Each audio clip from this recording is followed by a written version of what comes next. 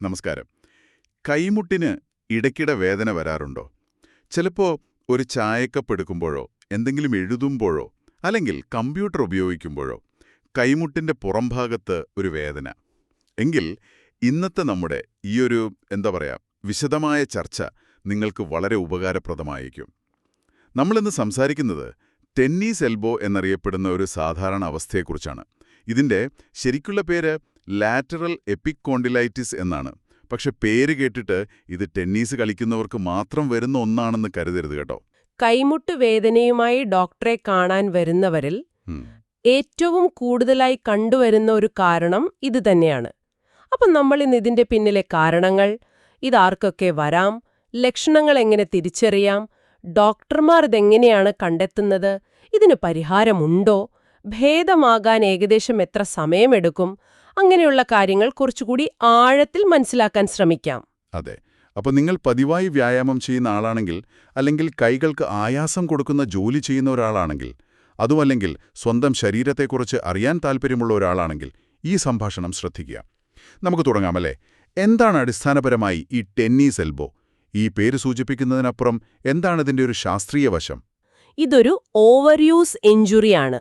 ഓവർയൂസ് injury, അതായത് ഒരു പ്രത്യേക ഭാഗം അമിതമായി ഉപയോഗിക്കുന്നതുകൊണ്ട് സംഭവിക്കുന്ന ഒരു തരം പരിക്ക് അല്ലെങ്കിൽ തേയ്മാനം എന്ന് പറയാം. നമ്മുടെ കൈമുട്ടിലെ അതിന്റെ പുറംഭാഗത്ത് ചില പേശികളുണ്ട്.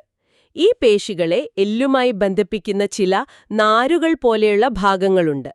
ടെൻഡൻസ് എന്ന് പറയും. ടെൻഡനുകൾ. അതെ. ഈ ടെൻഡനുകൾക്ക് തുടർച്ചയായി ഒരുപാട് ആയാസം വരുമ്പോൾ അല്ലെങ്കിൽ ഒരേ ചലനം ആവർത്തിച്ചു ചെയ്യുമ്പോൾ അവിടെ ഒരു നീർക്കെട്ടും വേദനയും വരും. അതാണ് ശരിക്കും ടെന്നീസ് എൽബോ. ഓഹോ. അപ്പോൾ ഈ തുടർച്ചയായ ഉപയോഗം, എങ്ങനെയുള്ള പ്രവൃത്തികളാണ് ഈ പറയുന്ന അമിത ഉപയോഗം അല്ലെങ്കിൽ ഓവർ യൂസ് എന്ന ഗണത്തിൽപ്പെടുന്നത്? പ്രധാനമായും നമ്മുടെ കൈത്തണ്ടും കൈപ്പത്തിയും ഉപയോഗിച്ചുള്ള ചില പ്രത്യേക ചലനങ്ങളാണ് ഇതിന് കാരണമാകുന്നത്. ഉദാഹരണത്തിന് എന്തെങ്കിലും സാധനം മുറുക്കി പിടിക്കുക. പ്രത്യേകിച്ച് ഭാരത്തോടെ മുറുക്കി പിടിക്കേണ്ടി വരുന്ന ജോലികളുണ്ടാവുമല്ലോ, ലോഡഡ് ഗ്രിപ്പിംഗ്. ശരി. അതുപോലെ കൈപ്പത്തി മുകളിലേക്ക് ഉയർത്തുന്ന ചലനങ്ങൾ, അതായത് റിസ്റ്റ് എക്സ്റ്റൻഷൻ. നമ്മളിപ്പോൾ ബൈക്കിന്റെ ആക്സിലറേറ്റർ കൂട്ടുന്ന പോലെയോ മറ്റോ. പിന്നെ കൈത്തണ്ട പുറത്തേക്ക് തിരിക്കുന്നത്, ഫോറാം സുപ്പിനേഷൻ എന്ന് പറയും. ഒരു സ്ക്രൂ ഡ്രൈവറൊക്കെ ഉപയോഗിക്കുന്നത് പോലെ. മനസ്സിലായി. അപ്പോ ഈ ചലനങ്ങളെല്ലാം തുടർച്ചയായി ചെയ്യേണ്ടി വരുമ്പോൾ കൈമുട്ടിന്റെ പുറംഭാഗത്തുള്ള ആ ടെൻഡനുകൾക്ക് സ്ട്രെയിൻ വരും. അതാണ് പ്രശ്നം. അത് വളരെ വ്യക്തമായി. അപ്പോൾ ഈ ടെന്നീസ്, ബാഡ്മിന്റൺ, സ്ക്വാഷ് പോലെയുള്ള റാക്കറ്റ് വെച്ച് കളിക്കുന്ന കളിക്കാർക്ക് റിസ്ക് കൂടുതലാണ്. കാരണം അവർക്ക് ഈ പറഞ്ഞ ചലനങ്ങൾ ഒരുപാട് തവണ ആവർത്തിക്കേണ്ടി വരുന്നുണ്ട്. എന്നാൽ ഇത് അവർക്ക് മാത്രമല്ല വരുന്നത്, അല്ലേ? താങ്കൾ നേരത്തെ സൂചിപ്പിച്ചല്ലോ. വേറെ ആർക്കൊക്കെയാണ് ഇതിന് സാധ്യത കൂടുതൽ? തീർച്ചയായും റാക്കറ്റ് സ്പോർട്സ് കളിക്കുന്നവർക്ക് സാധ്യതയുണ്ടെങ്കിലും അവരൊരു ചെറിയ ശതമാനം മാത്രമാണ്. മറ്റൊരുപാട് ജോലികൾ ചെയ്യുന്നവർക്കാണിത് കൂടുതലായി കാണുന്നത്. ഉദാഹരണത്തിന് പെയിന്റർമാർ. അവർ ബ്രഷ് ഉപയോഗിക്കുമ്പോൾ ആ ചലനം വരുന്നുണ്ട്. ശരിയാണ്.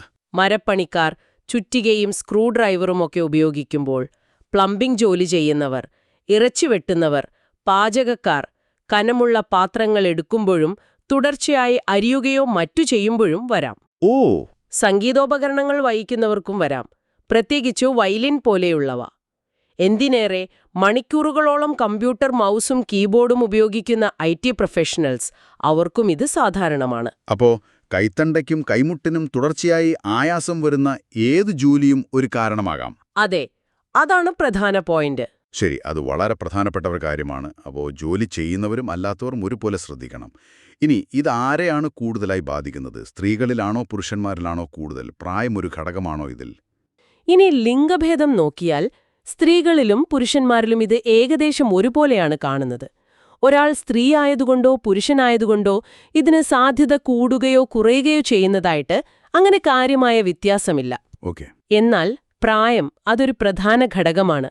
ഇത് സാധാരണയായി 30നും 50നും ഇടയിൽ പ്രായമുള്ളവരിലാണ് ഏറ്റവും കൂടുതലായി കാണുന്നത്. 30നും 50നും ഇടയിൽ? അതെ. ചില പഠനങ്ങൾ പറയുന്നത് 40 വയസ്സിന് മുകളിലുള്ളവരിലാണ് സാധ്യത കൂടുതലെന്നാണ്.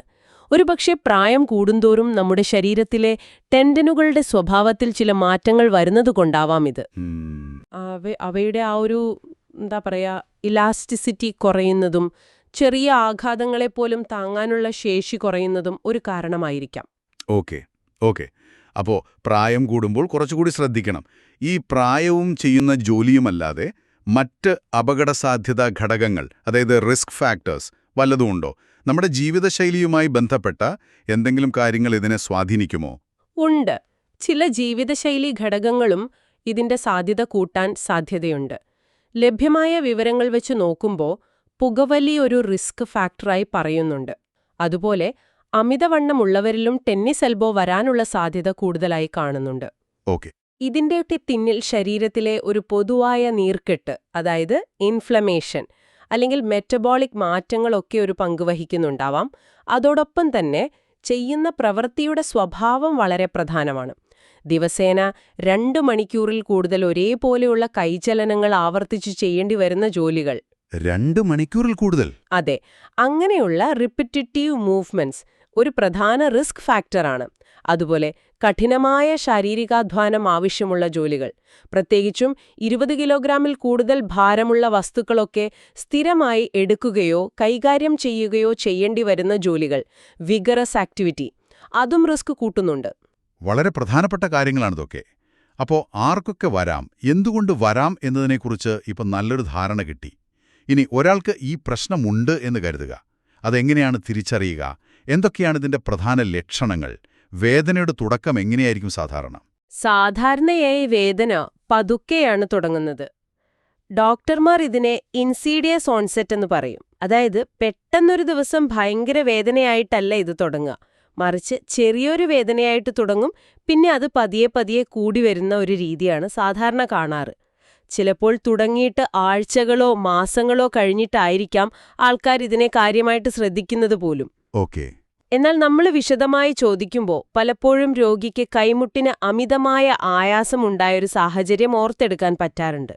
ഒരു ഓവർ യൂസ് ഹിസ്റ്ററി ഉണ്ടാകും. ഉദാഹരണത്തിന്, ഇപ്പോ പതിവില്ലാതെ ഒരുപാട് നേരം ഗാർഡനിങ് ചെയ്തു, അല്ലെങ്കിൽ വീട്ടിലെ ജനലും വാതിലും ഒക്കെ തുടച്ചു, ഒരു വലിയ ക്ലീനിങ് നടത്തി, അതുമല്ലെങ്കിൽ കുറേ നാളുകൾക്ക് ശേഷം പെട്ടെന്നൊരു ദിവസം ജിമ്മിൽ പോയി കൂടുതൽ ഭാരമെടുത്ത് വ്യായാമം ചെയ്തു.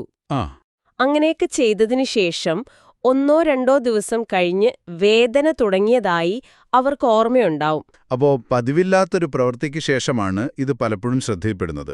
ചിലപ്പോൾ പുതിയൊരു ഉപകരണം ഉപയോഗിച്ച് ജോലി ചെയ്യേണ്ടി വരുന്നത്, അല്ലെങ്കിൽ സാധാരണ ചെയ്യുന്ന വ്യായാമത്തിന്റെ തീവ്രതയോ സമയമോ കൂട്ടുന്നത്, അതൊക്കെ കാരണമാകാലോ?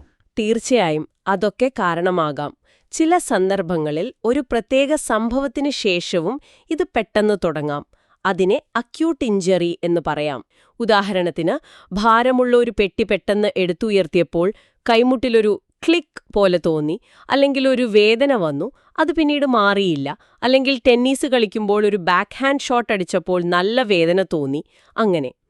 ഇങ്ങനെ പെട്ടെന്ന് തുടങ്ങുന്ന ഒരു പരിക്ക് നമ്മൾ വേണ്ടത്ര ശ്രദ്ധിച്ചില്ലെങ്കിൽ അത് പിന്നീട് ഒരു വിട്ടുമാറാത്ത അവസ്ഥയായി മാറാനും സാധ്യതയുണ്ട്. ശരി. ഇനി വേദനയുടെ സ്വഭാവം എന്തായിരിക്കും? എവിടെയാണ് ഈ വേദന പ്രധാനമായും അനുഭവപ്പെടുക?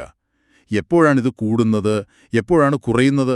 വേദന പ്രധാനമായും കൈമുട്ടിന്റെ പുറംഭാഗത്തുള്ള ആ എല്ല് തള്ളി നിൽക്കുന്ന ഭാഗമില്ലേ, ലാറ്ററൽ എപ്പിക്കോണ്ടൈൽ, അതിനോട് ചേർന്നായിരിക്കും അനുഭവപ്പെടുക.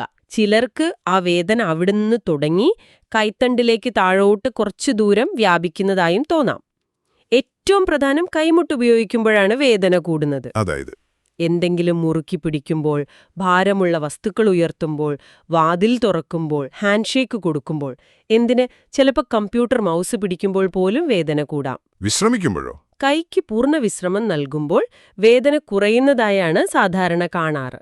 ഇവിടെ ഒരു കാര്യം ശ്രദ്ധിക്കണം, വേദനയുടെ തീവ്രത ഓരോരുത്തരിലും വളരെ വ്യത്യസ്തമായിരിക്കും. അപ്പോൾ വേദനയുടെ ഈ സ്വഭാവവും സ്ഥാനവും വെച്ച് ഒരു പരിധിവരെ ഇത് ടെന്നീസ് എൽബോ ആണെന്ന് സംശയിക്കാം.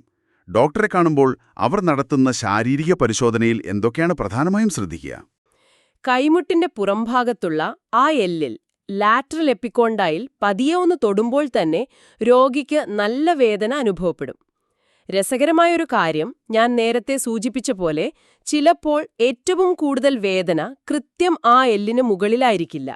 അതിൽ നിന്ന് ഒരു 1-2 സെന്റിമീറ്റർ താഴോട്ട് മാറി പേശികൾ തുടങ്ങുന്ന ഭാഗത്തായിരിക്കും കൂടുതൽ വേദന.